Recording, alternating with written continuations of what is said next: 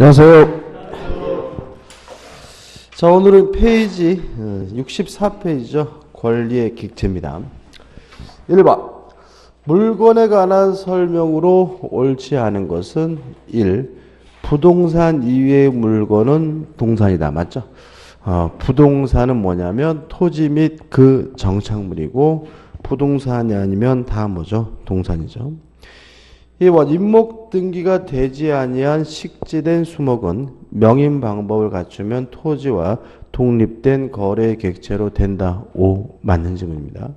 따라 수목의 경우에는 임목에 관한 법률에 따라서 등기하거나 명인 방법을 통해서 토지와 분리된 독립된 부동산으로서 거래할 수 있죠.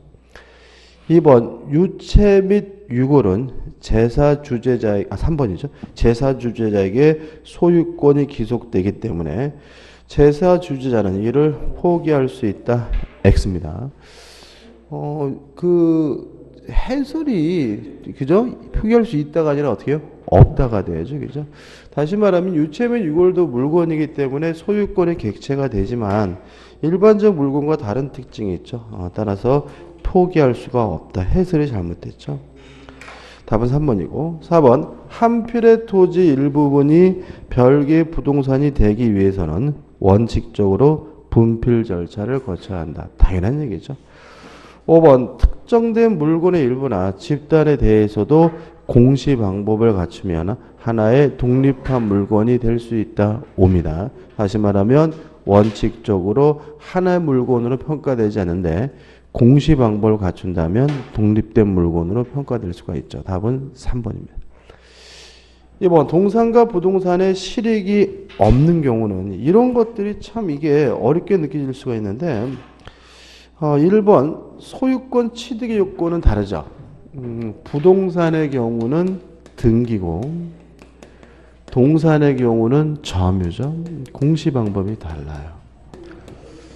그 다음에 3번 취득시 요건도 다릅니다. 일단 대표적으로 기간이 다른데 부동산의 경우에는 원칙적으로 20년, 등기부 취득시효는 10년이고요. 동산의 경우에는 원칙적으로 10년, 다만 선이고 무과실이면 5년이니까 달라요. 4번 강제 집행의 방법도 다릅니다. 그 다음에 5번 제한물권의 허용 범위, 특히 용익물권의 경우에는 부동산만 허용이 돼요. 그러니까 우리가 지상권의 객체는 토지, 지역권의 객체도 토지, 전세권의 객체는 토지와 건물 부동산이거든요. 다시 말하면 동산에 대해서는 용익물권이 뭐 되잖아요? 허용되지 않아요. 답은 뭐죠? 2번이죠. 왜냐하면 유치권의 객체는 물건, 동산일 수도 있고 부동산일 수도 있기 때문에 유치권의 성립 여부는 굳이 구별할 실익이 없는 거죠. 답은 2번입니다.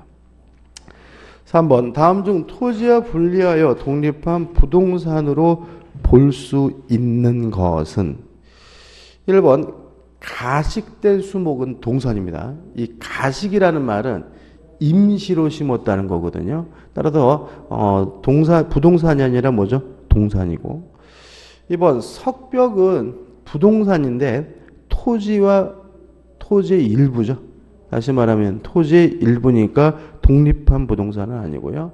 3번 교량의 경우에도 토지의 일부로 평가됩니다. 부동산이지만 4번 콘크리트 하수구도 뭐죠? 부동산이지만 토지의 뭐죠? 일부죠. 5번 미완성 건물인데 이게 무슨 말이냐면 기둥과 지붕이가 주벅이 완성이 되면 뭐가 되죠?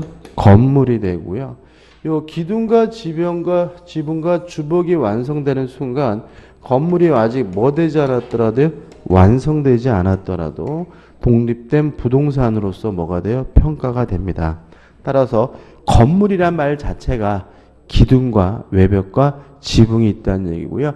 다시 완성되지 않았더라도 토지와 분리된 독립된 부동산으로 평가되기 때문에 답은 뭐죠? 5번이 되는 거죠.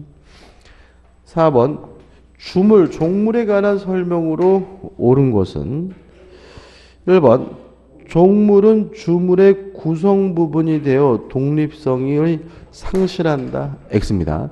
이렇게 구성 부분이 된 경우를 우리가 뭐라 그러죠? 부합물이라고 하죠. 다시 말하면 독립성이 유지가 돼야 분리할 수 있어야 비로소 종물이 되기 때문에 1번은 X입니다. 2번 종물은 주문의 처분에 따라야 하고 당사자 간의 반대특이한 무효이다. X입니다. 참 잘 나옵니다.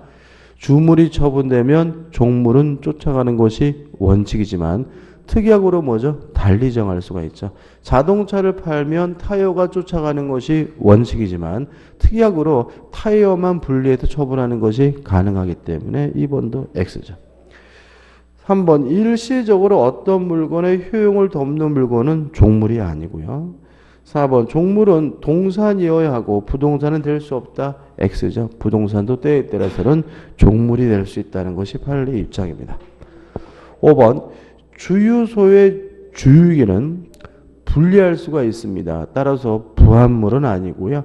다만 주유소와 결합이 돼야 존재 가치가 있기 때문에 대표적인 종물이거든요. 따라서 주유소 건물의 종물이라는 것이 판례이다. 맞는 질문이고 답은 5번이 되는 거죠. 5번 다음 기술 중 틀린 것은 1번 천연과실은 자연적 유기적인 산출뿐만 아니라 인공적 무기적으로 산출되는 것도 포함합니다. 2번 과실에 취득하는 민법 규정은 임의 규정이고요. 3번 원물과 과실 모두 물건이어야 되고요. 4번 자연적 유기적 산출물이라도 그 용법에 따라 소취된 것이 아니라면 천연과실이 아니라는 것이 학설의 태도고요. 5번 주물에 대하여 시효로 소유권을 취득한 자는 종물에 대하여도 시효 취득 인한 인도 청구를 할 수 있다. X입니다. 다시 말하면 주물을 시효 취득하면 종물도 같이 취득하는 것이 원칙이죠. 근데 그러려면 둘 다 뭐 하고 있어야 돼요? 점유하고 있어야 되거든요. 그럼 만약에 종물이 타인이 점유하고 있다면 그때는 주물을 시효 취득하더라도 종물은 뭐 하지 못해요? 시효 취득하지 못하기 때문에 인도를 청구할 수 없다는 것이 통설적 견해니까 주의하시고요. 답은 뭐죠? 5번이 됩니다. 다시 한번 말씀드릴게요. 주물을 취득 시효하면 무엇도 함께 취득 시효합니까? 종물도 함께 취득 시효하는데 주물을 취득 시효했다는 이유로 종물을 함께 취득 시효하려면 주물과 종물을 모두 뭐하고 있어야 돼요? 점유하고 있어야 되는 거죠. 따라서 종물을 점유하고 있지 않다면 종물에 대해서는 뭐 하지 못해요? 취득 시효 못하는 거니까 인도해달라고 뭐 할 수 없어요? 청구할 수는 없습니다. 자, 넘기셔서 실전 예상 문제죠. 6번입니다. 권리의 객체에 관한 설명 중 틀린 것은 1번 바다는 원칙적으로 사적 소유의 객체가 될 수가 없다. 바다는 뭐죠? 국유겠죠. 2번 신체로부터 분리된 신체 일부는 물건이 될 수 있다. 5죠. 머리카락은 물건이 아니지만 잘리면 물건으로 바뀝니다. 3번 한 동의 건물이 등기를 갖춘 경우 건물은 언제나 하나의 물건으로 그 일부만이 독립된 권리의 목조로 될 수 없다. X입니다. 여러 가지를 갖게 되는데 일단 한 동의 건물의 일부에 대해서 용익물권을 설정할 수가 있죠. 특히 전세권의 경우에는 한 동의 건물이어야 되는 건 아니고 일부 건물에도 설정할 수 있기 때문에 마지막에 그 일부분만이 독립된 권리의 목조를 할 수 없다. X고요. 특히 한 동의 건물을 따로따로 뭐 할 수도 있어요? 구분해서 소유할 수가 있고요. 우리가 대표적으로 아파트 소유권이 뭐죠? 구분 소유권의 객체가 되는 거죠. 다시 말하면 아파트는 한 동의 건물이지만 각 가구 가구가 뭐죠? 독립된 소유권의 객체가 되고요. 우리가 뭐죠? 구분 소유권이라고 하기 때문에 이 지문은 뭐죠? X가 되는 거죠. 4번 명인 방법을 갖춘 수목 내지 수목의 집단은 근저당으로 목적으로 할 수 없다. 옵니다. 자, 명인 방법은 완전한 공시 방법이 아니기 때문에요. 소유권을 이전할 수 있을 뿐이고 저당권을 설정할 수는 없습니다. 근데 조심할 것은 뭐냐면 명인 방법은 완전한 공시 방법이 아니기 때문에 소유권을 이전할 수는 있지만 저당권, 근저당권을 명인 방법을 통해서 뭐 할 수는 없죠? 설정할 수는 없거든요. 그럼 양도담보는 어떻게 되느냐? 이 문제에 대해서 우리 판례는 양도담보 설정은 가능하다라고 판시하고 있다는 거 함께 기억해 두시기 바랍니다. 왜냐하면 양도담보라는 것은 소유권을 이전하는 방식으로 이루어지는 담보가 양도담보이기 때문에 소유권만 이전할 수 있다면 어떠한 물건도 다 뭐는 설정할 수 있죠? 양도담보는 설정할 수가 있거든요. 따라서 명인 방법을 통해서 소유권을 이전할 수 있다는 말은 무엇을 설정할 수도 있죠? 양도담보를 설정할 수 있다. 다만 저당권, 근저당권은 설정할 수 없다는 거 꼭 기억해 두시기 바랍니다. 5번 다 자란 1년생 농작물은 정당한 권원에 대해서는 물론 정당하지 않은 권원에 대해서 독립한 부동산으로 본다. 맞습니다. 왜냐하면 농작물은 절대로 토지에 뭐하지 않죠? 부합하지 않죠. 따라서 경작적 거가 되고요. 독립된 뭐죠? 토지와 분리된 독립된 부동산으로 평가된다는 얘기죠. 답은 3번. 7번 물건에 관한 설명으로 옳지 않은 것은 1번 온천에 관한 권리도 물건이 될 수 있다. X. 땅 속에 있는 온천수는요. 토지 소유권의 내용입니다. 다시 말하면 소유권의 일부 구성 분자이고요. 따라서 온천권이란 독립된 물건은 존재할 수 없다는 게 판례 입장이니까 답은 1번이고 참 잘 냅니다. 2번 물건의 사용 대가로 받은 금전, 뭐 차임이나 지료를 떠올리면 되겠죠. 법정 과실이고요. 3번 물건이 뭐냐면 유체물 및 전기, 기타 관리할 수 있는 자연력이 물건이고요. 4번 독립된 부동산으로서 건물이 되려면 세 가지를 갖추면 되죠. 기둥, 지붕, 주벽이 있으면 되고요.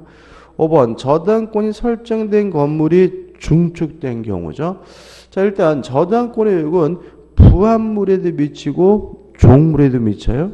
따라서 그 중축 부분이 독립성을 갖지 못했다면 원래 부동산에 뭐가 된 거죠? 부합이 된 거고요. 따라서 저당권의 유익은 부합물에도 그 효력이 미치므로 저당권은 그 중축 부분에도 효력이 미친다. 맞는 질문이 되고 이것도 중요한 질문이죠. 답은 1번입니다.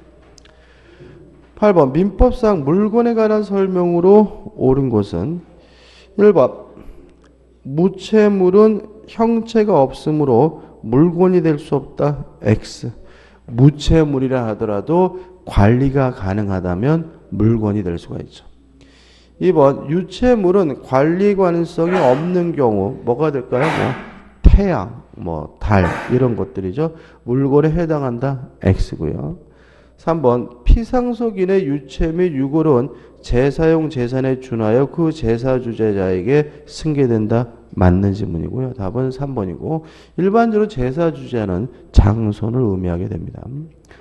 5번 타인의 토지에서 권한 없이 경작한 수확기의 보리는 부합에 의하여 그 토지 소유자에 귀속한다. X. 농작물은 토지에 절대로 부합하지 않습니다.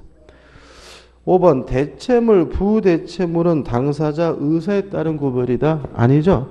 당사자 의사에 의한 구별을 우리가 특정물, 불특정물이라고 하죠. 대체물, 비대체물은 물리적 구조 또는 사회 통념에 따라서 결정되는 개념이고요. 당사자 의사에 의해서 결정되는 것은 특정물, 불특정물이기 때문에 5번도 X가 되네요. 9번입니다. 다음 중 동산과 부동산을 구별할 수 있는 실익이라고 할 수가 없는 것인데 일단 답부터 보면은 5번 요건은 다르지만 둘 다 점유취득시효가 인정이 되잖아요. 그죠? 부동산의 경우에는 20년, 동산의 경우에는 10년 또는 5년. 요건은 다르지만 둘 다 뭐는 인정됩니까? 점유취득시효가 인정이 되기 때문에 5번이 뭐죠? X가 되는 거죠. 나머지 문 1번 선의취득은요. 동산에만 인정됩니다. 부동산에 인정되지 않고요. 2번 공시방법 다르죠? 부동산은 등기, 동사는 점유. 3번 용익물권의 성립 여부, 용익물권은 뭐에 대해서만요? 부동산에 대해서만 성립할 수 있죠. 동산에 성립하는 용익물권은 없고요. 4번 공시방법의 공신력 인정 여부. 자, 우리는 부동산 등기에 대해서는 공신력을 인정하지 않고요. 동산의 점유에 대해서 뭘 인정하죠? 공신력을 인정하고요. 그게 뭐죠? 선의 취득이기 때문에 답은 뭐죠? 5번이 되는 거죠. 이 권리 객체 부분이 좀 까다롭습니다. 물권에 대한 지식이 좀 필요한 부분이죠. 10번 부동산과 동산의 구별 실익에 대한 설명 중 틀린 것은 1번 전세권이나 유치권은 부동산에는 성립하지만 동산에는 성립하지 않는다. X. 유치권의 객체는 물건, 동산일 수도 있고 부동산일 수도 있죠. 따라서 유치권은 동산에도 성립하기 때문에 1번이 뭐가 되죠? X가 되는 거죠. 2번 부동산 등기에는 공신력이 인정되지 않지만 동산의 점유에는 공신력이 인정이 되고요. 동산의 점유에 관한 공신력을 우리가 선의 취득이라고 하죠. 3번 상린관계의 규정은 부동산에는 적용되지만 동산에는 적용되지 않는다. 왜요? 상린관계가 뭐죠? 서로 인접한 부동산 간의 이용을 조절하는 관계가 뭐죠? 상린관계죠. 다시 말하면 상린관계는 부동산 간의 이용 조절입니다. 3번은 맞네요. 4번 무주의 동산은 소유의 의사로 선점함으로써 소유권을 취득하지만 다시 말하면 선점의 대상이 되는 것은 동산의 하나고요. 무주의 부동산은 선점의 대상이 되지 않고 국가 소유이기 때문에 부동산은 그렇지 않다. 맞는 질문이죠. 5번 부동산의 환매 기간은 5년을 넘을 수 없고 동산의 환매 기간은 3년을 넘을 수 없다. 맞는 질문인데요. 이게 원래 이제 매매에서 배워야 될 부분인데 우리가 다루지를 않죠. 잘 좀 정리해 보면 환매 대사 온다 이런 의미겠죠, 그죠? 환매. 환매는 왜 하냐면요, 매도 담보를 설정하면서 하게 됩니다.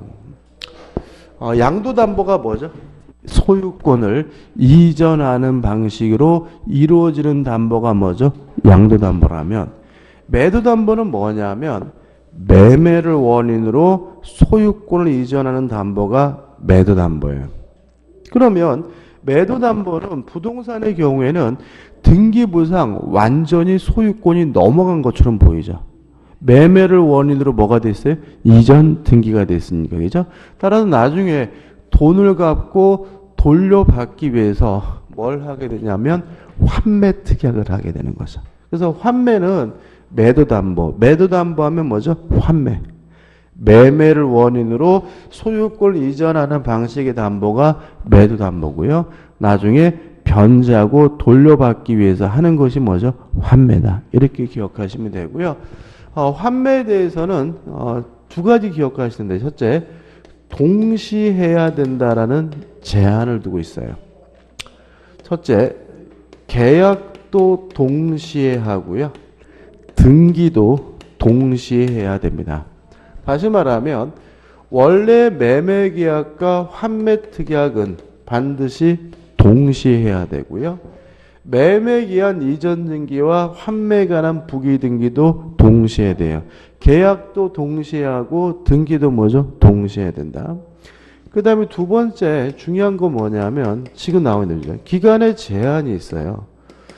부동산의 경우에는 아무리 길어도 5년, 동산의 경우에는 아무리 길어도 3년을 초과할 수가 없고요. 만약에 요 기간보다 초과해서 약정을 하더라도 무효가 되고요.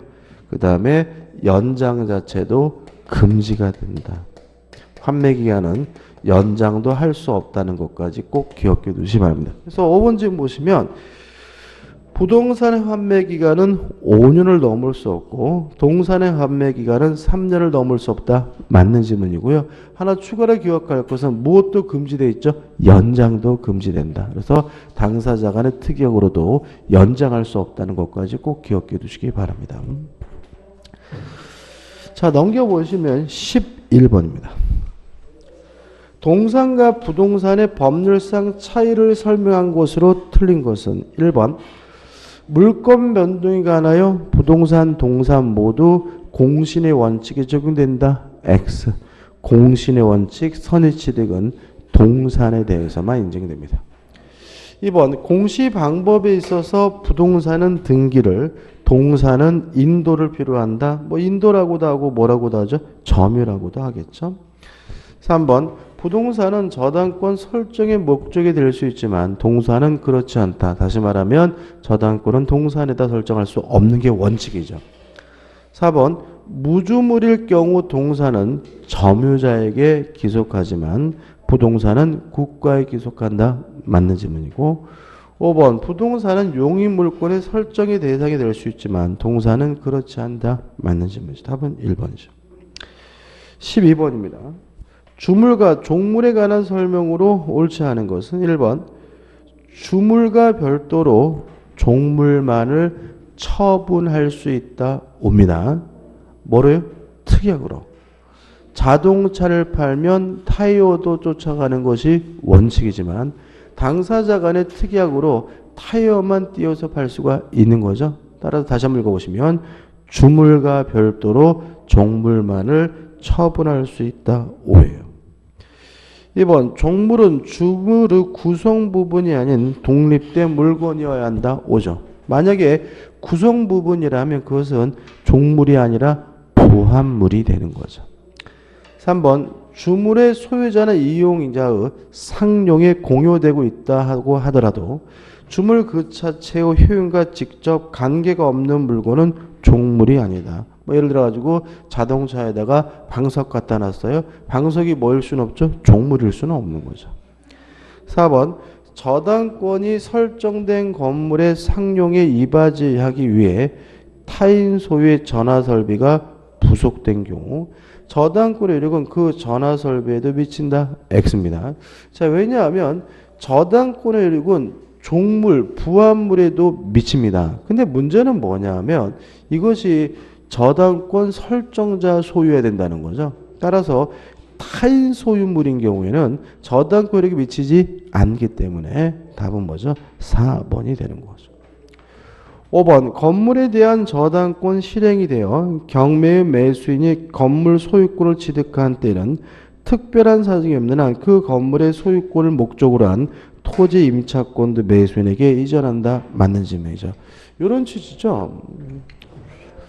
땅이 갑의 것이고 건물이 을의 것이에요.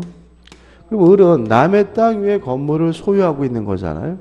그러면 토지 사용권이 있겠죠. 그것이 지상권일 수도 있고 임차권일 수도 있을 텐데 이런 상태에서 건물에 대한 저당권이 설정이 되면 이 건물의 저당권이 어디에도 미치죠? 지상권에도 미치고 임차권에도 미칩니다. 따라서 건물 저당권이 실행이 돼서 경락을 받은 사람은 건물의 소유권뿐만 아니라 토지에 관한 지상권, 임차권도 함께 취득하기 때문에 다시 한번 읽어볼까요? 5번 건물에 대한 저당권이 실행되어 경매의 매수인이 건물 소유권을 취득한 때에는 그 건물의 소유를 목적으로 한 토지 임차권도 매수인에게 이전된다는 질문은 맞는 질문이 되는 거죠. 13번입니다. 주물과 종물에 관한 설명 중 틀린 것은 1번 주물의 소유자나 이용자의 상용에 공유되고 있다면 주물 자체의 효용과 직접 관계되지 않는 물건, 자동차, 방석, 그것이 종물이 된다. X죠. 답은 뭐죠? 1번이 됩니다. 나머지 분 한번 보시기 바라고 14번입니다. 다음 중 주물과 종물 관계로 볼 수 없는 것은 2번이 답입니다. 왜냐하면 주유소 지하에 매설된 유류저당 탱크는 부합물로 평가되죠. 부합물이지 뭐는 아니죠? 종물은 아닌 거죠. 15번입니다. 주물과 종물에 관한 설명으로 오는 것은 1번 주문을 처분할 때 특약으로 종물을 제외할 수는 없다. X. 계속 반복이죠. 자동차를 팔면 타이어도 쫓아가는 것이 원칙이지만 특약으로 뭐죠? 배제할 수가 있죠. 2번 물건이 주물의 소유자나 이용자의 상용에 공유되고 있더라도 주물 그 자체 효용과 직접 관계가 없다면 그 물건은 종물이 아니다. 맞네요. 답은 뭐죠? 2번이죠. 3번 물건의 소유자가 그 물건의 상용에 공하기 위하여 자기 소유인 다른 물건에 의해 부합하게 했어요. 부합하게 됐다면 이것은 뭐죠? 부합물인 것이지 뭐일 수는 없어요? 종물일 수는 없으니까 그 부합물은 종물이다. X가 되죠. 4번 주물과 종물에 관한 민법 규정 권리 상호 간의 관계에서 유추 적용되지 않는다. 유추 적용됩니다. 따라서 주된 물건에 설정된 저당권이 종된 권리에도 효력을 미치게 되는 거죠. 5번 본체의 소유자가 본체 활용 옆에 축조한 낡은 가재 도구를 보관하는 장소로 쓰는 창고는 본체의 종물이 될 수 없다가 아니라 어떻게 해요? 될 수 있다 하겠죠. 뭐 설명드릴 게 없네요. 넘기셔가지고 16번입니다. 과실에 관한 설명으로 옳은 것은 1번 기업 물건의 사용 대가로 받은 물건도 법정 과실이다. 맞죠? 대표적인 차임 치료가 대표적인 법정 과실이죠. 2번 국립공원 입장료는요. 불로소득이 아닙니다. 따라서 우리 판례는 과실이 아니라는 것이 우리 판례 입장이므로 토지의 사용 대가로서 민법상 과실에 해당한다. X가 되는 거죠. 디귿번 천연과실은 그 원물로부터 분리할 때 이를 수취할 권리자에 속한다. 맞죠? 예를 들어서 소유자는 과실 수취권이 있으니까 언제 소유권이 있어야 되느냐? 천연과실을 원물로부터 분리할 때 소유권이 있어야 된다. 이런 얘기겠죠. 1번 법정 과실은 수취할 권리의 존속기간 일수일별로 취득한다. 맞죠? 다시 말하면 소유하고 있는 기간 동안 치료 차임을 받을 수가 있겠죠. 답은 4번이네요. 17번 다음 중 법정 과실인 것은 일단 답은 4번이죠. 차임, 치료, 이자 이게 뭐죠? 법정 과실이죠. 일단 1번 같은 것은 노력의 대가입니다. 불로소득이 아니라 뭐죠? 법 과실이 아니고 2번도 매매대금도 뭐가 될 수 없어요? 과실이 될 수가 없고요. 5번 의사의 진료비도 뭐가 될 수 없어요? 과실이 될 수가 없는데 주의하실 것은 3번인데 차임, 치료처럼 물건의 사용 대가는 뭐로 평가돼요? 과실로 평가되지만 권리의 사용 대가는 뭐가 아니에요? 과실이 아닌 것으로 평가됩니다. 따라서 3번은 뭐가 아니죠? 과실 아니고 4번만이 뭐죠? 과실이 됩니다. 18번입니다. 원물과 과실에 대한 설명 중 틀린 것은 1번 물건을 현실적으로 사용하여 얻은 이익. 이걸 우리가 뭐죠? 사용이익이라고 하죠. 사용이익도 과실에 준합니다. 왜 그러냐면 차임, 치료가 뭐이니까요? 과실이니까. 그죠? 따라서 사용이익에 대하여는 과실에 관한 민법 규정이 유추 적용된다. 맞는 점이죠. 2번 임대가옥의 소유자가 변경되었을 경우에는 반대 약정이 없는 한 그 차임은 소유권의 존속기간 일수의 비율로 취득한다. 맞겠죠? 3번 천연과실은 뭐냐? 물건의 용법에 의하여 수취되는 산출물이고요. 4번 우리 민법은 물건의 과실에 대해서만 규정하고 있고 권리의 과실에 대해서는 규정하고 있지 않다. 따라서 아까 권리의 사용대가는 뭐가 아닙니까? 과실이 아니라고 정리했죠. 5번 원물의 소유자, 선의의 점유자, 저당권자, 임대인은 천연과실을 수취할 과실을 취득할 권리가 있다. X입니다. 일단 임대인은 과실 수취권이 없죠. 누가 과실을 수취하는 거죠? 임차인이 수취해야 되겠죠. 다시 말하면 토지를 임대했다면 그 토지를 사용 수익할 수 있는 사람은 누구죠? 임차인이니까 그 토지로부터의 과실은 누가 수취하는 거죠? 임차인이 수취해야 되고 임대인이 수취하는 것은 아니고요. 그 다음에 문제가 되는 것이 뭐냐면 저당권자죠. 저당권자에 대해서는 정확하게 원칙적으로 저당권자는 과실을 수취할 수가 없습니다. 다만 저당권자가 과실을 수취하려면 뭐가 필요하냐면 압류가 필요하다. 그죠? 따라서 제가 아파트에 저당권 설정하고 대출을 받고 세를 주면 그 월세 차임은 저당권 설정자인 제가 받는 것이지 저당권자인 은행이 받는 것은 아닌 거죠. 다만 은행 측에서 저당권자 측에서 과실을 수취하려면 뭘 해야 되는 거죠? 압류를 해야 된다. 이렇게 정확하게 기억해 두시기 바라고, 따라서 저당권 임대인은 과실 수취권이 없기 때문에 5번이 뭐죠? X가 되는 거죠. 19번입니다.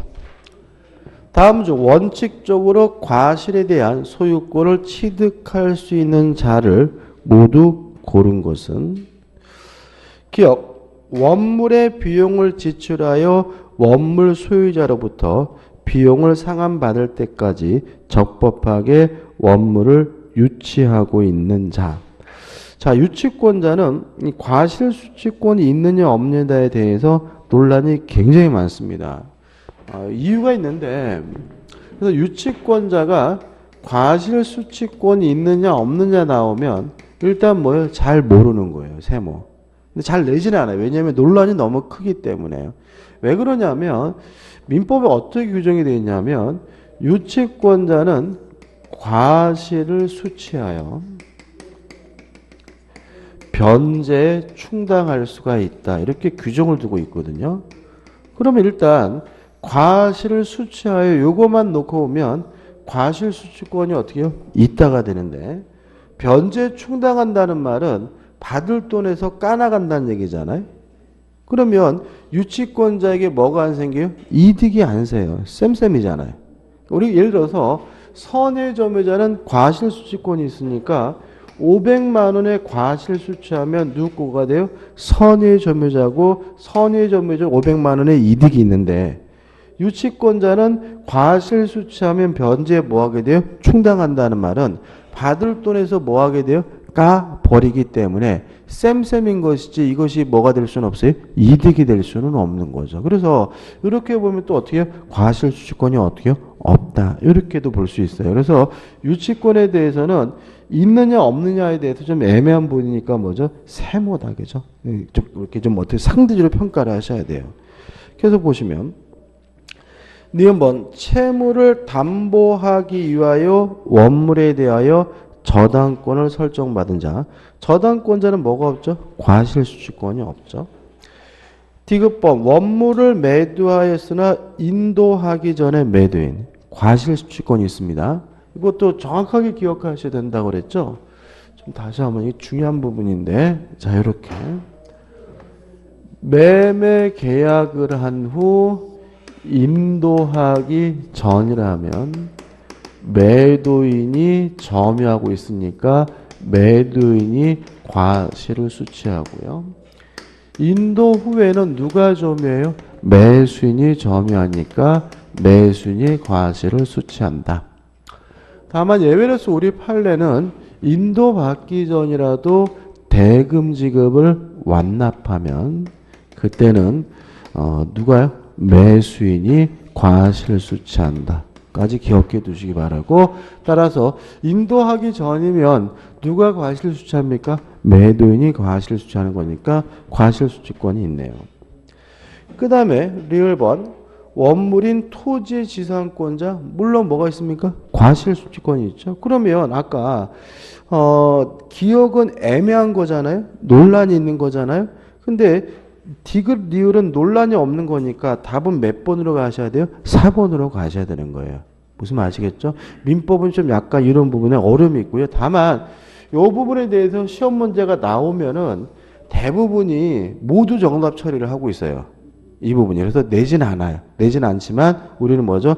보다 뭐죠? 명확한 곳에서 답을 선택하셔야 되고요. 미음번 원물을 임차인에게 임대한 임대인은 과실 수취권이 없죠. 누가 과실 수취합니까? 임차인이 과실을 수취해야 되겠죠. 다음은 4번입니다. 20번 다음 사례에 대한 판례 태도로서 맞는 것은 갑은 채무를 담보하기 위해 그의 소유인 소 20마리 소유권을 을에게 양도하되 그럼 일단 이거는 소유권을 넘겨준 것이 아니라 뭐 한 거죠? 양도담보를 설정한 거죠.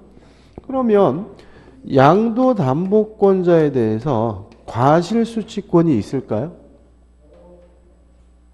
우리가 문제 푸는 요령인데요. 양도담보, 가등기담보, 매도담보가 나오면 잘 모르겠으면 저당권으로 바꿔서 이해하셨으면 좋겠어요. 왜냐하면 법의 명문으로 가등기담보법에 양도담보, 가등기담보, 매도담보는 저당권에 관한 규정을 그대로 준용한다 이렇게 해놓고 있거든요.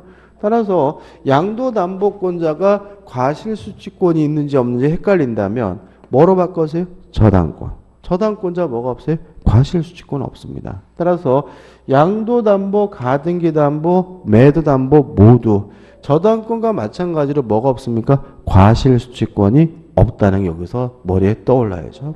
계속 보시면 갑이 무상으로 계속 점유와 관리 사용하기로 하는 양도담보 계약을 체결 했다. 그러면 과실은 누가 가져갑니까? 갑의 것이고 양도담보권 을에게는 뭐가 없습니까? 과실수취권이 없습니다. 따라서 그 송아지 5마리가 증식되었다 한편 갑에게는 대금 채권을 갖고 있는 병이 위 소를 모두 압류하였다. 뭐 압류하고 그건 별개 문제고요. 송아지 5마리는 다 누구 겁니까? 갑의 소유가 됩니다. 답은 1번이고 이유는 양도담보권자나 가등기담보, 매도담보는 저당권자와 마찬가지로 뭐가 없죠? 과실수취권이 없습니다. 넘기셔서 21번입니다. 다음은 물건에 관한 설명이다. 틀린 것은 반복적이죠. 단반복 건데요. 1번 종물은 주물의 경제적 효용을 돕기 위하여 부속되어 있는 구성부분이다. X. 구성부분이면 더 이상 종물이 아니라 뭐로 평가되죠? 부합물로 평가가 되는 거죠. 22번입니다. 주물과 종물, 원물과 과실에 관한 설명으로 옳지 않은 것은 2번 보시면 종물은 주물의 처분에 따르도록 한 민법 규정은 강행 규정이다. X. 임의 규정이기 때문에 특약으로 뭐죠? 달리할 수가 있죠. 23번입니다. 물건에 관한 설명으로 옳은 것은 1번 법정 과실 차임지류 이자죠. 뭐냐? 물건에 사용대가로 받는 금전 기타의 물건이고요. 맞네요. 답은 1번이죠. 2번 분필 절차 없이 토지의 특정 부분에 대하여 저당권이나 전세권을 설정할 수 없으나 X입니다. 전세권은 일부에 설정하는 거 가능합니다. 저당권은 한 필지 토지에 되죠. 작년에도 시험 문제 나왔죠. 3번 천연과실은 수취한 권리의 존속기간 일수의 비율로 취득하고요. 4번 정당한 권한 없이 타인의 토지 위에 경작 재배한 농작물은 부합하지 않고요. 명의방법 같은 거 요구하지 않습니다. 따라서 명의방법을 갖추지 않으면 토지 소유자에 속한다. X가 되고요. 5번 주물위에 설정된 저당권은 특별한 사정이 없는 한 저당권 설정 당시에 종물에는 미치나 그 이외의 종물에는 그렇지 않다. X입니다. 다시 말하면 저당권의 효력은 부합물에도 미치고 종물에도 미치고요. 저당권 설정 전인지 후인지는 고려하지 않습니다. 여기까지고요. 좀 쉬었다가 권리의 변동으로 들어갑니다.